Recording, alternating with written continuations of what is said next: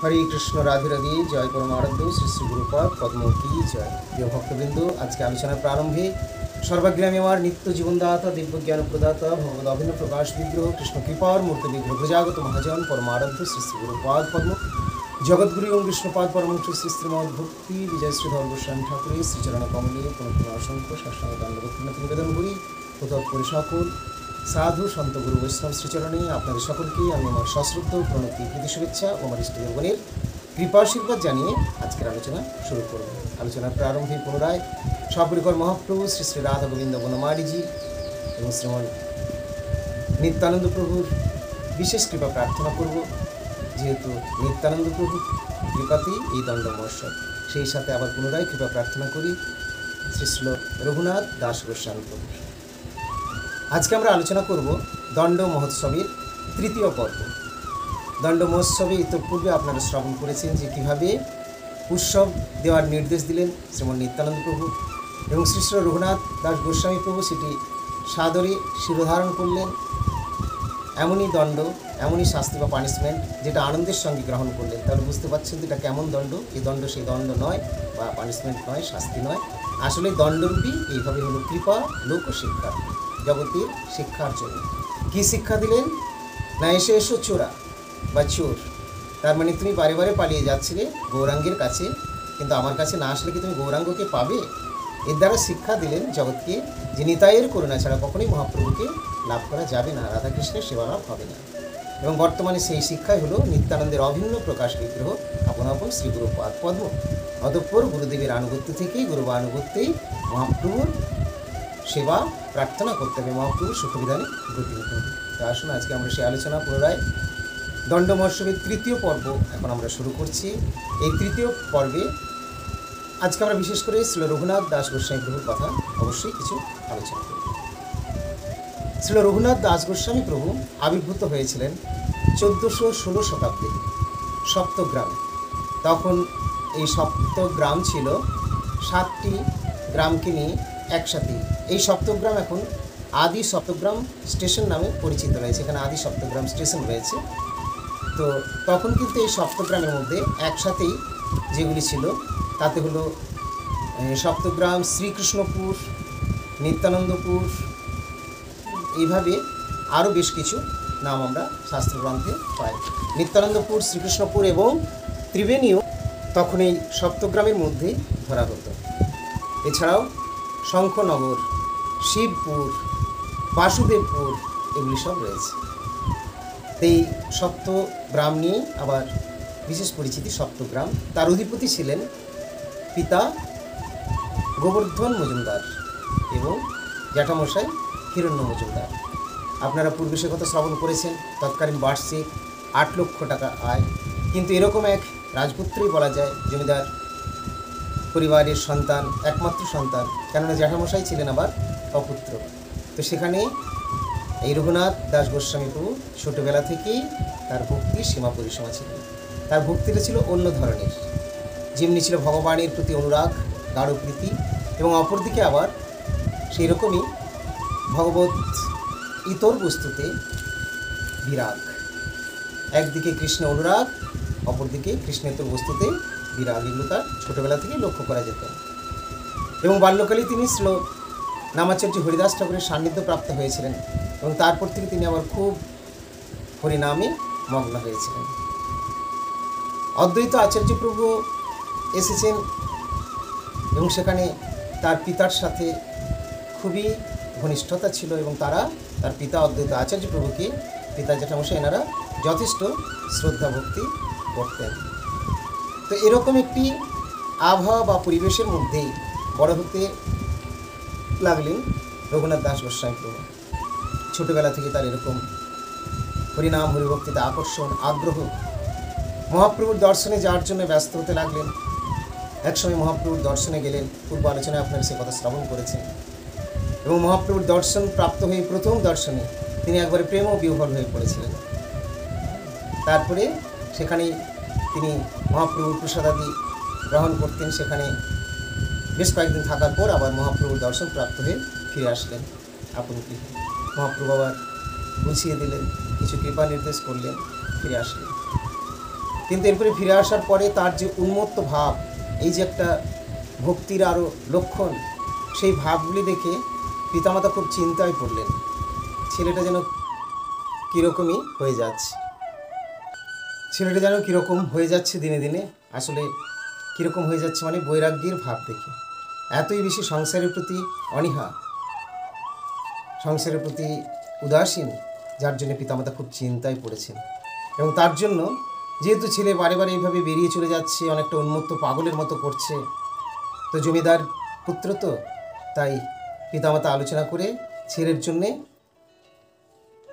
11 জন লোককে ব্যবস্থা করেছিলেন তাকে গার্ড দিয়ে রাখার জন্য প্রহরী হিসেবে। তো শুধু প্রহরী নয়, তার জন্যে একজন ব্রাহ্মণ, 2 জন তার সেবক, 5 জন রক্ষী, এরকম করে ভাগ দিয়ে মোট 11 জনের মতো ছিল তার রান্না বান্না করার জন্যে, তাকে পরিচর্যা, তার দেখভালের জন্যে, এবং অপরদিকে বাইরেও যাতে না তিনি চলে যায় এরকম কারণে তাকে লক্ষ্য রাখার জন্য ইত্যাদি কারণে প্রায় 11 জন লোককে নিযুক্ত রাখা হয়েছিল।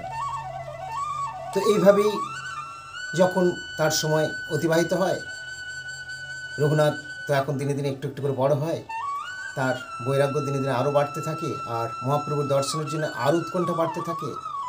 তো পরে আবার তিনি যখন খবর পেলেন যে মহাপ্রভু এসেছেন, কোথায় না শান্তিপুরে, ওই বৃন্দাবনে যাত্রাকালে, বৃন্দাবনে আর যা হয়নি তখন প্রত্যাবর্তন করেছিলেন কানাইয়ের নাটশালা থেকে, তো ফিরে এসে শান্তিপুরে অবস্থান করছেন। এমত অবস্থায় রঘুনাথ দাস গোস্বামী প্রভু আবার সেখানে গিয়েছিলেন। তো সেখানে মহাপ্রভুর দর্শনে তিনি ধন্য কৃতার্থ হলেন। মহাপ্রভুর দর্শন পেয়ে তিনি প্রেমবিহ্বল অস্থির হয়ে যাচ্ছেন। মহাপ্রভু বললেন, না না, তুমি স্থির হইয়া ঘরে যাও, না হো বাতুল। তো এই উপদেশ দিয়েছিলেন, অর্থাৎ বললেন যে এখন গৃহেই থাকো, এখনও তোমার সময় হয়নি। আসলে লক্ষ্য শিক্ষার জন্য কোনো কারণে এই কথা হয়তো বলেছেন। তো এরপরে আবার ফিরে আসলেন, যা কারেন্ট চলে গিয়েছিল, এখন আবার কারেন্ট এসেছে। তো এইভাবে তিনি আবার ফিরে এসছেন। তো এরকমভাবে প্রায়ই যখন চলে যান রঘুনাথ দাস গোস্বামী প্রভু, প্রায়ই চলে যাচ্ছেন, এ করছেন ও করছেন, সংসারে উদাসীন, খুবই বৈরাগ্য এবং ভক্তির ভাব, কোথাও যেন বেরিয়ে চলে যাবে এরকমই পিতামাতা উপলব্ধি করছেন। তো খুব চিন্তার মধ্যেই ছিলেন, এবং তখন তার জন্যে প্রহরী স্বরূপ প্রায় 11 জন লোকের ব্যবস্থা করা হয়েছে, রন্ধন পরিচর্যা এবং প্রহরী হিসেবে। তো তাদের মধ্যে এইভাবেই রঘুনাথ দাস গোস্বামী প্রভু তখন থাকেন। কিন্তু এইভাবেও বেশ কিছুদিন, বছর খানেক হয়তো অতিবাহিত হয়েছে। তো তারপর তিনি যখন আবার শ্রবণ করেছেন যে এখানে আমাদের বিষয়, আমরা জানি যে সংসারের মধ্যে রূপ, রস, গন্ধ, শব্দ, স্পর্শ ইত্যাদি নিয়ে সংসার বা এগুলো বিষয়। তো এইগুলি বলেছিলেন তুমি এখন সংসারে থাকো যথাযোগ্য, যেটা প্রয়োজনীয়, একান্ত না হলেই নয়, সেরকম বিষয় স্বীকার করবে, অর্থাৎ যুক্ত বৈরাগ্যের সাধন করবে। এবং সেই মহাপ্রভুর কৃপা নির্দেশ নিয়ে তিনি আবার ফিরে এসেছেন। তো এইভাবে ফিরে এসেছেন, কিন্তু তার বৈরাগ্য এতই বর্ধিত হয়েছে, আর মহাপ্রভুর ওই শিক্ষা উপদেশগুলি এমনই তার ভেতরে গেঁথে গেছে যে তিনি কিন্তু আর সংসারের ভেতরে ওইভাবে একসাথে তিনি আর থাকতে পারছেন না, থাকতে চাচ্ছেন না। তো তিনি এখন ফিরে এসে দেব মন্দিরে অবস্থান করেন, গৃহের মধ্যে আর থাকেন না। তো এইভাবেই তাকে নজরে রাখা হয়েছে, তিনি এখানে রয়েছেন। এভাবে তার রঘুনাথ দাস গোস্বামী প্রভুর দিনাতিপাত হতে থাকে। কিন্তু চিন্তা করছেন, এই কঠিন বেষ্টনী বা প্রহরীগণ রয়েছে, আমি যাব কি করে, কোথায় যাই, কি করে আমি বেরোবো, সংসারে থাকার মন নেই, এতই তার বৈরাগ্য। অপরদিকে এখনই তো এইভাবে গায়ের জোরে পেরে ওঠা যাবে না, জমিদার পুত্র বা রাজার পুত্র, এদের তো লোকজন সমস্ত প্রচুর, তাই এখনই অর্ডার করে দিলে তাকে ঘিরে ফেলবে বা ঘিরেই রেখেছে, তাহলে যাবে কী করে, তাই চিন্তার মধ্যে রয়েছে। কিন্তু যখন তিনি এই চিন্তার মধ্যে থাকেন, সেটা রঘুনাথ দাস গোস্বামী প্রভু, তো দেখুন, ইচ্ছা থাকলেই উপায় হয়, তাই ভগবত ইচ্ছায় কী উপায় সৃষ্টি হলো। এরকম চিন্তার মধ্যে যখন তিনি থাকেন, তখন একসময় তিনি খবর পেলেন যে নিত্যানন্দ প্রভু এসেছেন পানিহাটিতে। তো নিত্যানন্দ প্রভু যে এসেছেন, তাই সেখানে তিনি যাবেন, দর্শনের সাথে সাথেই তার চিত্ত একেবারে চঞ্চল, ব্যাকুল হয়ে উঠল, না আমাকে নিত্যানন্দ প্রভুর দর্শনেতে যেতেই হবে। এই সংবাদ পেয়ে অস্থির হলেন, কিন্তু অস্থির হলে কী হবে? উপায় তো নেই, চারিদিকে ঘেরা রয়েছে, সব লোকজন প্রহরীরা ঘিরে রেখেছে, কী করে যাবে? তাই তখন নিত্যানন্দ প্রভুর কাছে যাওয়ার জন্যে পুনরায় নিত্যানন্দ প্রভুর দর্শনে সেখানে উৎসব অনুষ্ঠান দধিচিলা কথা যেগুলি আপনারা এই তো পূর্বে শ্রবণ করেছেন পর্ব 1-2-এ। তো এই সমস্ত উৎসব সম্পন্ন করে আবার পুনরায় তিনি ফিরে এসেছেন আপন ভবনে। তো যখন আপন ভবনে ফিরে আসেন, এরপরে প্রহরীরা আরও জোরদারভাবে নজর রাখে, খুবই কড়াকড়ির মধ্যে। কিন্তু এরপর অস্থির হয়ে পড়েছেন, নিত্যানন্দ প্রভুর কৃপা হয়ে গেছে। তাই নিত্যানন্দ প্রভুর কৃপা হয়েছে, এরপর আমি কি করে যাই? আমাকে তো যেতেই হবে। অপরদিকে নিত্যানন্দ প্রভু আগেই সব বলে দিয়েছে যে তুমি এখানে মহাপ্রভুর কৃপা পাবে, মহাপ্রভুর দর্শন হবে, আর কিছু চিন্তার কারণে উদ্ধার হয়ে যাবে ইত্যাদি। নিত্যানন্দ প্রভু কৃপা তখনই করলেন যখন তাকে ডেকে স্বীয় পাদপদ্ম মস্তকে ধারণ করেছিলেন, বা ছিল রঘুনাথ দাস গোস্বামী প্রভুর মস্তকে নিজ পাদপদ্ম আশীর্বাদ স্বরূপ প্রদান করেছিলেন নিতাই চাঁদ। তো যাই হোক, এইভাবে নিত্যানন্দ প্রভু দর্শন করে এবং তার কৃপা প্রাপ্ত হয়ে ফিরে এসেছেন পুনরায় আপন বাসভবনে, এবং সেখানে কঠিন বেষ্টনী বা প্রহরীর মধ্যে রয়েছেন। তাই এখন শুধু চিন্তা হয় এরপর যে আমি কি করে যাব। এবারে কোথায় যাবেন? মহাপ্রভুর কাছে। নিতাইয়ের কৃপা হয়ে গেছে, এরপর মহাপ্রভুর কাছে যাবেন। তাই চিন্তা করছেন যে আমি কি করে যাই। এই বেষ্টনী ভেদ করে বা এই প্রহরীদেরকে এড়িয়ে বেরিয়ে যাওয়াটা তো চারটিখানি কথা নয়। কিন্তু দেখুন, যে কথা বলছিলাম, যে ইচ্ছে থাকলেই উপায় হয়। বিশেষ করে ভগবত রাজ্যে ভগবান নিজেই তাদেরকে সাহায্য করেন। এখানে রঘুনাথ দাস গোস্বামী প্রভু যখন এরকম অবস্থায় চিন্তান্বিত রয়েছেন, সংসারে থাকতে পারছেন না, অসহনীয় হয়ে উঠেছে, সংসার ত্যাগ করার জন্য ব্যস্ত এবং বাজারে তিনি চেষ্টা করছেন, কিন্তু বিফল মনোরথ হয়ে ফিরে আসছেন বিভিন্ন রকমভাবে। তো সেই চিন্তার মধ্যে রয়েছেন আমি কি করে যাই। অথচ তার রঘুনাথ দাস গোস্বামী প্রভুর এমনই অবস্থা যে এরপর তিনি মহাপ্রভুর অদর্শনে আর থাকতে পারছেন না। মহাপ্রভু তখন আছেন কোথায়? নীলাচলে, শ্রীক্ষেত্রে, পুরীধামে। তো নিত্যানন্দ প্রভু এখানে তো দর্শন দিলেন, কৃপা করে দিলেন। এবারে নিতাইয়ের কৃপা হলে এরপর গৌর পাবে। আগেও মহাপ্রভুর কাছে গিয়েছেন, কিন্তু সেটা অন্যরকম ছিল, এরপরে যাওয়াটা হবে অন্যরকম। তো মহাপ্রভুর কাছে এরপর যখন আসছেন রঘুনাথ দাস গোস্বামী প্রভু, কীভাবে আসছেন দেখুন। ওই অত প্রহরীরা সবসময় জেগে রয়েছে, নজর রেখেছে, একটু নজরের বাইরে যাওয়ার উপায় নেই। কিন্তু কী করে সম্ভব হলো না, যখন তিনি এরপরে খুব অস্থির হয়ে পড়েছেন রঘুনাথ দাস গোস্বামী প্রভু, তো একসময় কী হয়েছে, রাত্রিতেও তার ঘুম নেই, তিনি চিন্তান্বিত হয়ে আছেন আমি কী করে যাই, ভালো লাগছে না এখানে মহাপ্রভুর অদর্শনে বা এই গৃহ অন্ধকূপ সদৃশ বা সংসারের মধ্যেই রঘুনাথ দাস গোস্বামী প্রভুর ভালো লাগছে না। তাই সংসার থেকে না বেরোলে আমার হবে না, আমি কী করে যাই হে প্রভু, এই বলে তিনি অস্থির হয়ে আছেন। আর সেই সময় কীরকম দেখুন, প্রভুর কৃপা, প্রভু প্রেরণ করেছেন যাকে, তিনি হলেন তাঁদেরই গুরু যদুনন্দন আচার্য। একবারে রাত্রি শেষে বা ভোর রাত্রিতে তাদের গুরুদেব মানে তাদের কুলগুরু ছিলেন। তো রঘুনাথ দাস গোস্বামী প্রভুর এই কুলগুরু শ্রী যদুনন্দন আচার্য তিনি এসেছেন। প্রত্যুষে এসেই বা শেষ রাত্রিতে ভোরের দিকে এসে কি বলছেন না, আমার যে গোপীনাথের সেবক ছিল সেই সেবক কিন্তু এখন নেই, কোথায় চলে গেছে। এদিক ওদিক করে যেভাবে হোক তার সেবাটা বন্ধ রয়েছে, এই সেবাটা গিয়ে কিন্তু করতে হবে, চলো চলো এই বলে ডাকতে এসেছেন। তো যদুনন্দন আচার্য প্রভুর এই ডাক শুনে ছিল রঘুনাথ দাস গোস্বামী প্রভু মনে মনে খুব আনন্দই পেয়েছিলেন, কেননা এখন একটি বাড়ি থেকে বেরোতে পারবেন। আর তারা গুরু তো, কুলগুরু তো, তাই সেই গুরুর প্রতি সেই ধরনের নজর বা কড়াকড়ি বা শাসন নিশ্চয়ই এগুলো কখনোই থাকবে না প্রহরীদের বা গৃহকর্তার কারোই।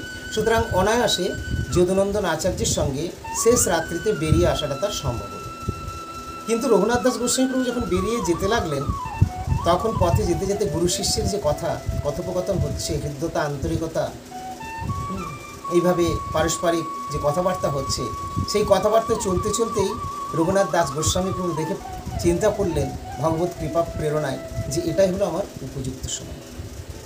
তাই শ্রী গুরুদেবকে বলছেন যে গুরুদেব, আপনি কৃপাপূর্বক আমাকে একটু অনুমতি দিন, আমি এখন যাত্রা করি, আর আপনার সেবককে আমি ঠিকঠাক বুঝিয়ে ভালোভাবে বুঝিয়ে আমি পাঠিয়ে দেবো, ঠিক আপনার সেবা আবার করবে, কোনো চিন্তা করবেন না। এই বলে যা খুব সুন্দরভাবে শ্রী গুরুদেবকে বুঝিয়ে এবং তার নির্দেশ প্রাপ্ত হয়ে গুরুদেবকে জানিয়ে ঠিক এইভাবে তিনি সেখান থেকে গুরুদেব একদিকে চলে গেলেন নিজ স্থানে, আর অপরদিকে তিনি তার গৃহে না ফিরে গিয়ে সেই সময়ে সেই সুযোগে তিনি স্থির করলেন কি, যে এটাই হলো আমার উপযুক্ত সময়। আমি যখন প্রহরীদের কাছ থেকে বেরিয়ে আসতে পেরেছি, আমার ঘর বাড়ির লোকেরা কেউই জানে না, পিতামাতা জানে না, প্রহরীরা জানে না, অলরেডি যখন আমি এখন এতটা পথ চলে এসেছি, তখন এই সুযোগটা আমার হাতছাড়া করলে চলবে না। তাই এই সুযোগটা তিনি কি করতে চাইলেন, এই সুযোগেই তিনি সকলকে না জানিয়ে পাড়ি দিতে চাইলেন শ্রীক্ষেত্রপুরী ধামে মহাপ্রভুর দর্শনের উদ্দেশ্যে। কিন্তু যেই না তিনি এরপরে পাড়ি দেবেন, বেরিয়ে যাবেন, প্রহরীরা সবাই যখন জানতে পারবে এবং তার পিতা মাতা সবাই যখন জানতে পারবে, ঘরের সংসারের মধ্যে একটা হুলস্থুলুস হয়ে যাবে, প্রহরীদের উপরে চাপ সৃষ্টি হবে, বা প্রহরীরা কী করবেন না করবেন, কীভাবে ছোটাছুটি হলো, তখনকার সময় তো অনেক কিছুভাবেই তারা হয়তো চারদিকে ঘিরে ফেলবেন, হয়তো ঘোড়া টোড়া নিয়ে বেরিয়ে যাবেন, কোথায় আছে কীভাবে দেখি, খোঁজ করি, তাকে আবার ধরে তুলে নিয়ে আসবেন, এরকম একটা। তাই রঘুনাথ দাস গোস্বামী প্রভু চিন্তা করতে লাগলেন যে এখানে না হয় এতটা পথ আমি এখনই চলে এসেছি তাদেরকে না জেনে, কিন্তু এই মুহূর্তে জানা মাত্রই তো তারা বেরিয়ে যাবে সকলেই, সুতরাং আমার বেশি বিলম্ব করা চলবে না, আমার যা সিদ্ধান্ত নেওয়ার খুব তাড়াতাড়ি সিদ্ধান্ত নিতে হবে। এই চিন্তা ভাবনা করতে করতে মহাপ্রভুকে স্মরণ করে তখন তিনি তার উদ্দেশ্যে যাত্রা শুরু করবেন।